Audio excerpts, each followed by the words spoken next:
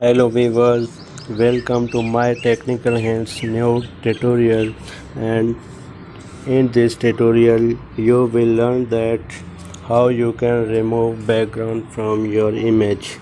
I have downloaded an image to remove to show you that how you can remove background from your image. Any image.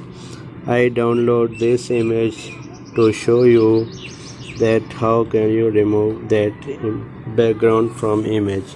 So we have to search on Google background remover. I have already searched, so I click on this. You have to search, so we have to click on automatically remove background. So here is the option to upload image to remove background from your image. So we click on this and choose the image which we have to remove background. So it is uploaded now and you can resize it. You can see it that this is without background, and you can save here, you can resize here you can resize. Here you can save it, and here you can cut, here you can filter it. I don't have need for it because I have to show you a model. Here you can zoom it out, and here you can zoom it in, and here you can redo, and here you can undo, and here you can save it.